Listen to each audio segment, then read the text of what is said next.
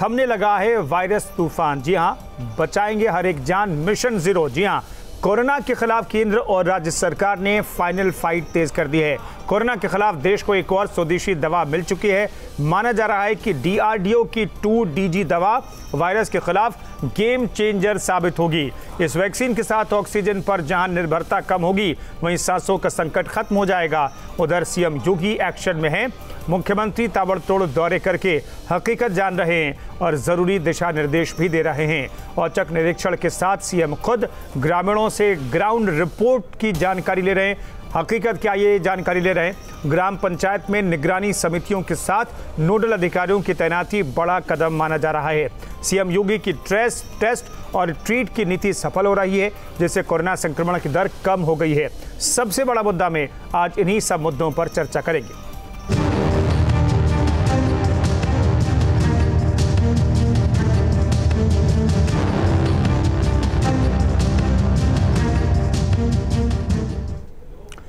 Corona के खिलाफ जारी लड़ाई के बीच हिंदुस्तान को स्वदेशी दवा मिल गई है। रक्षा मंत्री राजनाथ सिंह और स्वास्थ्य मंत्री हर्षवर्धन ने DRDO की बनाई 2DG दवा लॉन्च की। 2DG दवा कोरोना के घातक म्यूटेंट पर भी कारगर है। बताया जा रहा है कि इस दवा में से मरीजों को ऑक्सीजन की कमी नहीं होगी।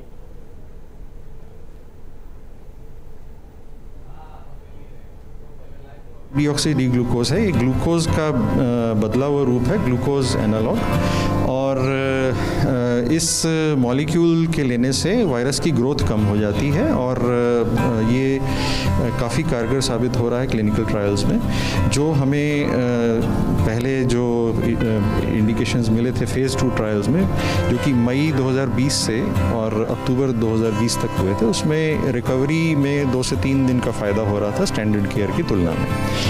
और फेज़ 3 ट्रायल में हमें इसका जो है ऑक्सीजन जो निर्भरता है पेशेंट्स की, उसमें तीसरे दिन पर इसके अंदर 42% रिकवरी है। कि बहुत सिंपल है। इसमें जैसे आप ग्लूकोज पीते हैं वैसे ही इसको ग्लूकोज का पाउडर मिलेगा सैशे में, और ग्लूकोज की तरह से ही इसको पानी में घोल करके और पीना है, और सुबह और शाम की 1-2 डोज लेना है, और 5 से 7 दिन की डोज एक्सपेक्टेड है पूरी तरह से ठीक करने के लिए।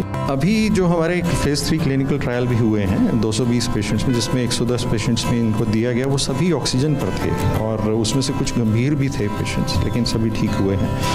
और इससे उम्मीद करता हूँ कि गंभीर जो मॉडरेट टू सीवियर कैटेगरी जिसको कहते हैं, वो हमें इसके लिए इजाज़त मिली थी क्लिनिकल ट्रायल के लिए, और उन्हीं में ये हमने ट्राई किया। तो मिशन जीरो की तरफ क्या देश बढ़ रहा है? क्या पीक जो है उत्तर प्रदेश के लिहाज से, देश के लिहाज से, वो वक्त खत्म हो चुका है, वो बुरा वक्त जो है वो खत्म हो चुका है? इस पर बातचीत करने के लिए डॉक्टर के पांडे हमारे साथ जुड़ रहे हैं।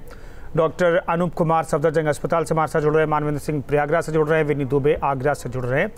पहला सवाल डॉक्टर अनूप, हमें इतना बता दीजिए कि चलिए, बताया जा रहा है कि डॉक्टर अनूप से संपर्क टूट गया है। डॉक्टर के पांडे चूंकि हमारे साथ पहले से मौजूद हैं। डॉक्टर के पांडे, ये 2DG दवा के बारे में बता दीजिए। कहा जा रहा है ये गेम चेंजर साबित हो जाएगी दवा। क्या फर्क पड़ेगा इस दवा के इस्तेमाल से? मैं बड़ी सिंपल भाषा में बता रहा हूँ। वायरस जब आपके शरीर में, किसी के शरीर में घुसता है तो उसकी ग्रोथ बहुत फास्ट होती है। बिल्कुल। थोड़ा सा घुसता है, करोड़ों की संख्या में कुछ घंटों में पहुंच जाता है, और जो इन्फेक्ट करता है और वो लंग में जैसे निमोनिया बना देता है और अंगों को भी असर करता है। लेकिन उसको ग्रोथ के लिए ग्लूकोज चाहिए होता है। वो ग्लूकोज हमारे आपके बॉडी से लेता है। बिल्कुल। ये दवा क्या करती है, ये ग्लूकोज देखने में ग्लूकोज है, तो वायरस समझेगा कि मैं ग्लूकोज ले रहा हूं, लेकिन उसको एनर्जी नहीं मिलेगी, तो वो मर जाएगा और उसकी ग्रोथ कम हो जाएगी। ठीक है। तो इससे क्या होगा, वायरस को हम एक तरह से बेवकूफ बना रहे हैं। वायरस सोच रहा है मैं ग्लूकोज ले रहा हूं, ग्लूकोज उसको मिलेगा नहीं, तो उसको ग्रोथ सडनली कम हो जाएगी। इसीलिए उम्मीद की जा रही है कि दवा जो है काम करेगी अच्छी तरह से, लेकिन इतना ज्यादा इससे उम्मीद मैं नहीं करता पर्सनली, मैं बताऊं आपको, क्योंकि और बहुत सारे फैक्टर्स हैं कोरोना के मरीजों में, सिर्फ यही नहीं है। लेकिन जरूर इसमें फायदेमंद होगी, क्योंकि एक तो सस्ती रहेगी, गांव-गांव में उपलब्ध कराया जा सकता है, और ज्यादा कुछ लेना नहीं, पानी के साथ सुबह शाम लेना है 5 से 7 दिन। तो अगर उतनी असर नहीं भी करेगी तो कम से कम नुकसान नहीं करेगी, लेकिन असर जरूर करेगी, इसमें दो राय नहीं है।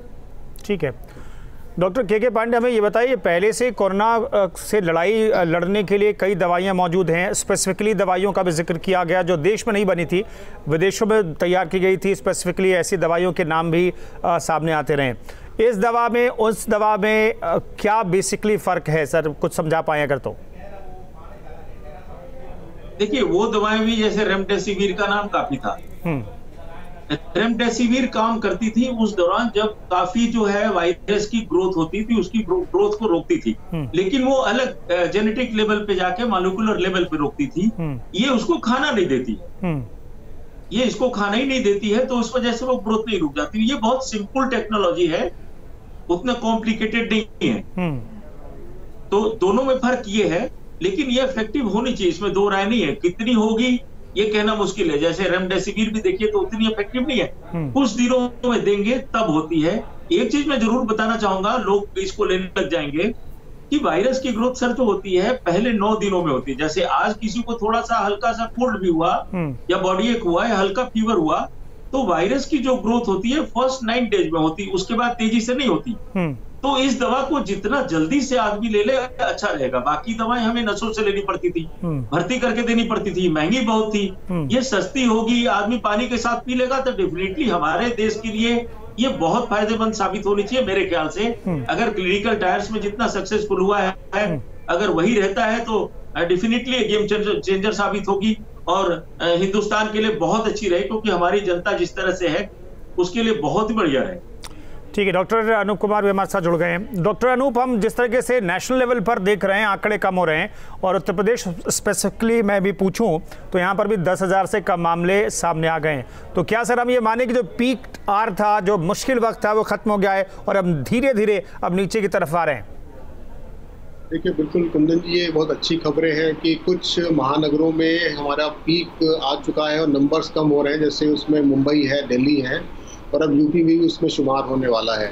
लेकिन अभी कई स्टेट्स हैं जिसमें नंबर्स अभी बढ़ रहे हैं। बिल्कुल। इसलिए अभी ये कहना जो जल्दबाजी होगा कि खतरा टल गया है, खतरा अभी भी हमारे सिर पर मंडरा रहा है और हम लोगों को अभी भी सतर्क रहना पड़ेगा। जो तैयारियां सरकार करती आई है उसी के उनको सहयोग देते रहना पड़ेगा सारी जनता को, और अपनी जितने भी प्रिकॉशंस हैं उसको फॉलो करते रहना पड़ेगा, क्योंकि हमें ये मान के चलना चाहिए कि जब तक सभी स्टेट्स में ये हाल नहीं हो जाता कि आपका पॉजिटिविटी रेट जो है 10% से कम हो जाता है, तब तक आप ये नहीं कह सकते कि कंडीशंस अंडर कंट्रोल में आ गई। ठीक है डॉक्टर अनूप, हमारे पास तो अब 2DG नाम की एक दवा भी है। आपके हिसाब से क्या ये दवा गेम चेंजर साबित होगी? तो देखिए, ये दवा DRDO ने विकसित की है और हमारे खुद के भारत में ही विकसित की गई है। इस दवाई में शोध में ये पता लगा कि अगर हम इस दवाई को शुरू में ही जल्दी लक्षण आने पे दे देते हैं माइल्ड टू मॉडरेट डिजीज में, तो पेशेंट को ऑक्सीजन रिक्वायरमेंट कम हो जाती है, उसका हॉस्पिटल स्टे कम हो जाता है और नीड फॉर फर्दर इंटरवेंशन या ICU सपोर्ट कम हो जाता है। तो इससे ये हमें पता लगता है कि ये दवाई जो है जब हमारे होस्ट के अंदर चली जाती है, जब ओरल फॉर्म में लेते हैं, तो वायरस के रेप्लिकेशन को ये रोक देती है। तो इसलिए ये एक तरह का गेम चेंजर जरूर साबित हो सकती है, क्योंकि सबसे पहली बात ये ओरल फॉर्म में है, जो आप घर में अगर आप आइसोलेशन में तब आप ले सकते हैं। दूसरा, ये बड़ी कॉस्ट इफेक्टिव दवाई भी है। बिल्कुल। लेकिन यहाँ फिर ये बताना चाहेंगे कि ये अपने आप ओवर द काउंटर ड्रग ना ले लें। जब तक डॉक्टर आपको सलाह ना दे इस दवाई को लेने का, आप प्लीज इस दवाई को ना तो अपने आप लें, ना इसकी होर्डिंग करके रखें। बिल्कुल बिल्कुल। डॉक्टर अनूप हमारे साथ बने हुए हैं, डॉक्टर के पांडे हमारे साथ बने हुए हैं। मानवेंद्र का हम रुख करते हैं, हमारे सहयोगी प्रयागराज से जुड़े हुए हैं। मानवेंद्र, हम देख रहे हैं उत्तर प्रदेश में लगातार मामले घट रहे हैं और प्रयागराज भी वो जगह है जहां पर अब मामलों में डाउनफॉल हम देख रहे हैं। तो क्या लोग रिलैक्स हो गए हैं, स्वास्थ्य विभाग रिलैक्स है, या फिर उसी मोड पर वहां का स्वास्थ्य विभाग काम कर रहा है जिस मोड पर आज से 10 दिन पहले काम चल रहा था?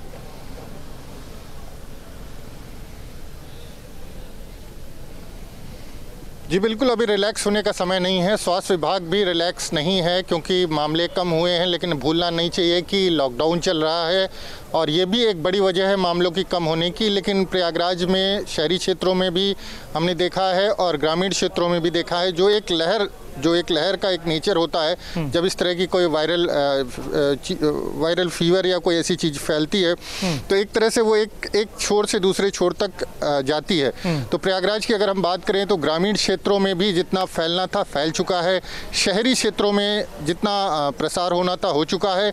बहुत बुरे दिन देखे हम लोगों ने, अप्रैल में 315 मौत का सरकारी आंकड़ा है। अस्पतालों में जगह नहीं थी, लोग अस्पतालों के बाहर दम तोड़ रहे थे। आज की डेट में अस्पतालों में कोई ऐसा, चाहे सरकारी अस्पताल हो, प्राइवेट हॉस्पिटल हो, वहाँ पर हर जगह बेड की उपलब्धता है और करीब आधे की संख्या में बेड खाली हैं सरकारी और निजी अस्पतालों में।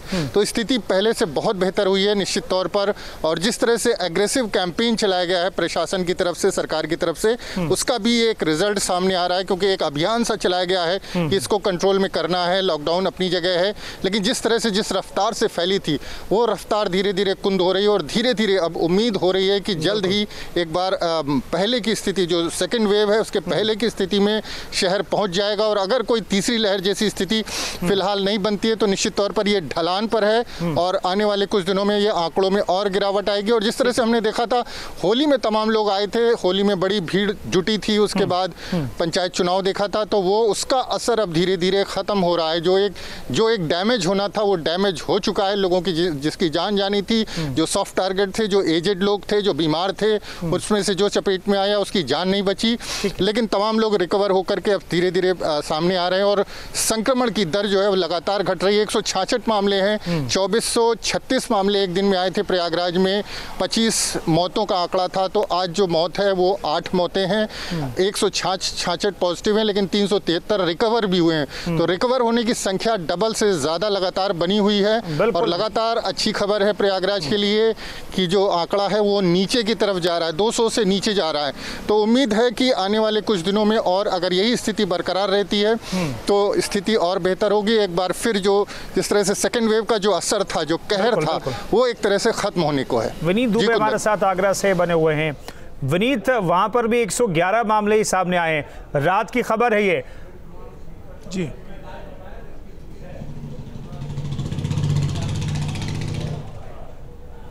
देखिए कुंदन, अगर ताज़ा अपडेट की बात की जाए तो अभी पिछले 24 घंटे में जो हम नए आंकड़े सामने आए हैं, जो आज का आंकड़ा आया है वो 89 के आसपास आ गया है जी। और ये एक अच्छी खबर है आगरा से, और इसको प्रशासन की शक्ति कह सकते हैं। इसको सीएम जब यहाँ पहुँचे थे तो उन्होंने तमाम दिशा निर्देश यहाँ पर अधीनस्थ अधिकारियों को दिए थे और उन्होंने इस बात को कहा था कि कोरोना के आंकड़ों की जो चेन है, कोरोना की चेन है, उसको कैसे तोड़ा जाए, उस पर कैसे काम किया जाए, ये दिशा निर्देश दिए थे और उस पर काम किया गया। और आज आंकड़े 89 के आसपास पहुँच चुके हैं। हालांकि मौत के आंकड़े में दिन में भी आपको बता रहा था कि 3 से 4 रोजाना सामने आ रहे हैं और उस पर भी लगाम लगाने की कोशिश की जा रही है कि ज़्यादा से ज़्यादा बेहतर इलाज और स्वास्थ्य सेवाएं लोगों को मिल सकें। लेकिन कहीं ना कहीं मैं यहाँ एक बात आपसे कहना चाहता हूँ कि मैं सरकार से अपील करता हूँ और ये कहना चाहता हूँ कि जो गांव देहात के क्षेत्र हैं जहाँ कोरोना के आंकड़े बढ़ रहे हैं, वहाँ पर जागरूकता की बेहद कमी है। लोग वैक्सीन नहीं लगवा रहे हैं और वैक्सीन के लिए तमाम जब हम गांव में पहुंचते हैं और रियलिटी चेक इस बात का करते हैं, न्यूज स्टेट इस बात की खबर दिखाता है, तो वहाँ पर ये बात सामने आती है कि लोग कहते हैं वैक्सीन को लेकर तमाम वहम और तमाम गलतफहमियाँ और तमाम भ्रांतियाँ उनके दिमाग में रहती हैं। तो वैक्सीन लगवाएं। ज़्यादा से ज़्यादा जो आंकड़े आज सामने आ रहे हैं उस पर लगाम कैसे लगाई जाए, उसके लिए स्वास्थ्य सेवाएं, CSC PSC, हालांकि सरकार ने एक बड़ी अच्छी पहल किया कि जो गांव के जो स्वास्थ्य, जो CSC और अस्पताल, उनको L+ कैटेगरी में रखा जाए। तो ये पहल भी शुरू हो चुकी है। गाँव की चाहे आशावाड़ी कार्यकर्तियाँ हैं या फिर निगरानी समितियाँ हैं, वो भी गाँव में जाके टेस्ट, ट्रेस और ट्रीट के फार्मूले पर काम कर रही हैं। तो एक अच्छी पहल है, लेकिन कहीं ना कहीं मेरा मानना है कि गांव में अभी जागरूकता का अभाव है, जो प्रशासन को करना चाहिए, क्योंकि शहर में अब आंकड़े कंट्रोल आ चुके हैं और शहर में चाहे ऑक्सीजन की बात करें, बिल्कुल आंकड़े बहुत कंट्रोल में दिखाई दे रहे हैं। आगरा का जो नया आंकड़ा बता रहे हैं हमारे सहयोगी विनीत, वो बता रहे हैं कि 89 मामले ही पॉजिटिव सामने आए। ये अच्छी बात है। तो हम जिस मिशन 0 की तरफ बढ़ने की कोशिश कर रहे हैं उसमें ये आंकड़े बहुत मददगार साबित हो रहे हैं। डॉक्टर के पांडे हमारे साथ जुड़े हुए हैं।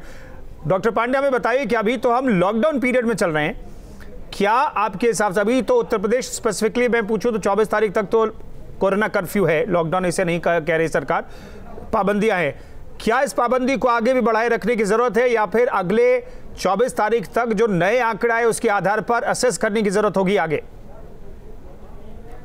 मेरे ख्याल से असेस करना चाहिए, क्योंकि देखिए शहरों में तो डेफिनेटली कम हुआ है क्योंकि लोग बाग घरों में बैठे हैं और हो रहा है, लेकिन गांव के डाटा, एक्चुअल डाटा हमारे पास नहीं है। तो अभी 100% आप डाटा को रिलाई नहीं कर सकते, लेकिन मुझे नहीं लग रहा कि 24 के बाद लॉकडाउन को अब बढ़ाने की जरूरत पड़ेगी। एसेस किया जा सकता है, लेकिन लोगों की और परेशानियां भी होती हैं, जैसे कहा जाता है जीवन भी और जीविका भी। तो मेरे ख्याल से उसको अब उतना नहीं बढ़ाना चाहिए, क्योंकि अब कंट्रोल हो जाएगा। ऑलरेडी इतने दिन हो गए और लोग अब इसको समझने लगे हैं। तो बस लोगों को पर्सनल व्यक्तिगत जो सावधानी है वो नहीं छोड़ना चाहिए, कोविड एप्रोप्रिएट बिहेवियर नहीं छोड़ना चाहिए, और सरकार को भी, जैसा आपके पत्रकार भी बता रहे हैं, कि वो जो है गांव की तरफ ध्यान ज्यादा दें, खासतौर से टेस्टिंग की तरफ, ट्रैकिंग की तरफ, और उस तरह से जरा करें, ट्रेसिंग करें। ट्रीटमेंट भी लोगों को गांव में उतना नहीं मिल पा रहा है, दवाएं भी नहीं मिल पा रही, वो थोड़ा ज्यादा सरकार को बढ़ाना चाहिए। गांव की तरफ ध्यान दें, रिलैक्स न करें, ये न सोचे कि स्थिति कंट्रोल में आ गई, क्योंकि मेरे ख्याल से जितना हम दिखा रहे हैं, आप लोग भी सोच रहे हैं, ऐसा नहीं है। गांव में अभी भी बहुत सारे लोग बीमार हैं, जिनको सुविधाएं नहीं मिल पा रही, जिनका टेस्ट नहीं होता, जिनकी ट्रेसिंग नहीं हो पा रही, जिनके पास कोई दवा का साधन नहीं है, उपलब्ध नहीं है। तो मेरे ख्याल से ये सारी एनर्जी सरकार को गांव में लगानी चाहिए। शहरों से रिलैक्स कर सकती है लॉकडाउन, मेरे ख्याल 24 के बाद जरूरत नहीं पड़नी चाहिए, जहां तक मेरा ख्याल है, क्योंकि प्रतिदिन कम हो रहे हैं। यूपी में सरकार काफी एग्रेसिव होके और काफी टाइमली एक्शन लेकर के बहुत बढ़िया से इन्होंने कंट्रोल किया इसको शहरों में। बिल्कुल। डॉक्टर अनूप, हमें बताइए कि आपके हिसाब से क्या लगता है, उत्तर प्रदेश के मद्देनजर मैं सवाल पूछूं तो अभी करीब 9,500 के आसपास मामले, 9,300 प्लस मामले हैं। ये आंकड़े 1000 से नीचे कब आएंगे? क्योंकि हम देख रहे हैं पिछले एक हफ्ते से लगातार मामले घट रहे हैं। एक वक्त था करीब 10 दिन पहले 38,000 एक दिन में मामले सामने आए थे, आज की संख्या 9,000 प्लस है। तो ये आंकड़े 1000 के नीचे कब जाते हुए आपको दिखाई देते हैं? तो सेकेंड वेव में हमने देखा जो केसेस बढ़े हैं, जितनी तेजी से बढ़े हैं, इसकी एक अच्छी बात यह कि जब नीचे जाते हैं तो भी बड़ी तेजी से नीचे जाते हैं।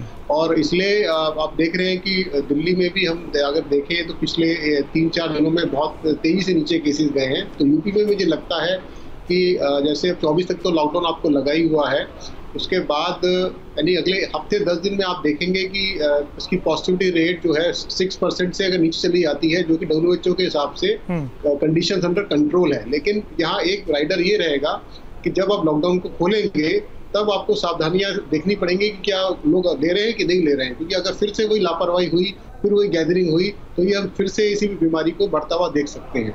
इसलिए 7 से 10 दिन में ये हालात आपके 6% से कम पे आ सकते हैं। लेकिन जब लॉकडाउन खुलेगा तो रिस्ट्रिक्शंस को एक गेटेड वे में खोलना चाहिए, ना कि एक साथ खोल दें तो फिर वो प्रॉब्लम आपकी दोबारा से क्रॉप अप हो जाएगी। बिल्कुल। तो एहतियात बरतने की जरूरत होगी। जब लॉकडाउन आप हटाएं, जब कोरोना कर्फ्यू, आंशिक कर्फ्यू जैसे सरकार कह रही है, उसे आप खत्म करें, उसमें रिलैक्स दें लोगों को, तो तब ज्यादा एहतियात बरतने की जरूरत होगी। डॉक्टर के पांडे, हमें यह भी बता दीजिए साथ में साथ कि क्या वो स्थिति दोबारा हो सकती है जो उत्तर प्रदेश ने मई के शुरुआती दिनों में देखे थे, अप्रैल के आखिरी वीक में और मई के शुरुआती हफ्तों में जो तस्वीर थी, क्या उसकी गुंजाइश कहीं से भी आपको दिखती है दोबारा वैसी हालत बनने की? 100% मुझे गुंजाइश दिखती है, क्योंकि लोगों का बिहेवियर में देखता हूं वो ठीक नहीं है। लोग प्रॉपरली मास्क अभी भी नहीं पहन रहे हैं, सावधानियां अभी भी नहीं बरत रहे हैं।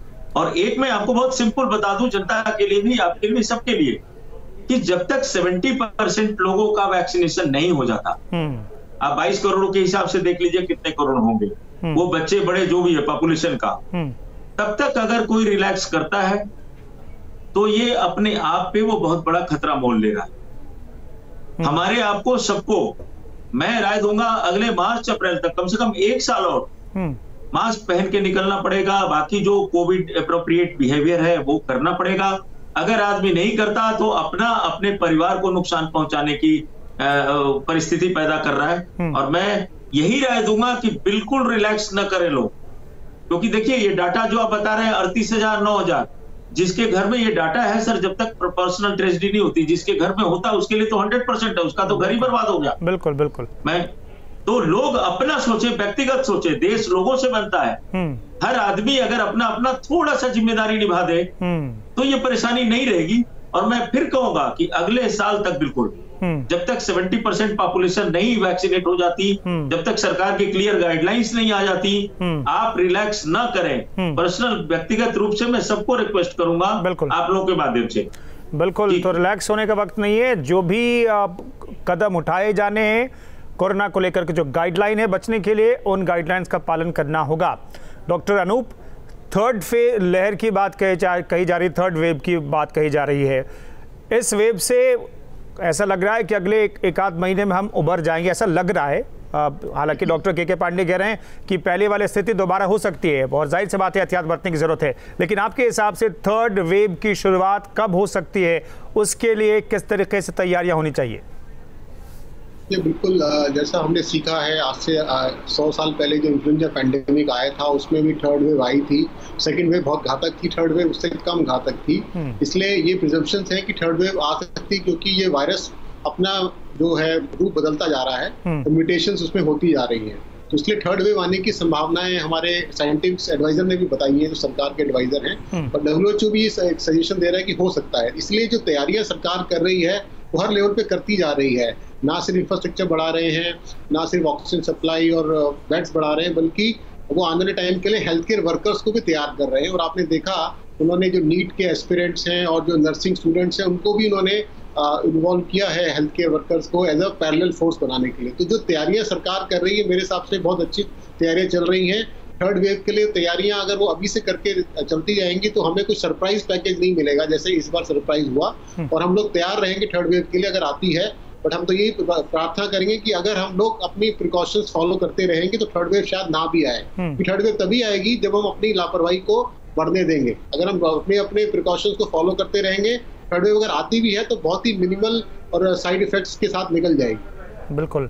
डॉक्टर के पांडे, थर्ड वेव को लेकर के गुंजाइश आपके हिसाब से, आशंका किस तरह की है आपके हिसाब से?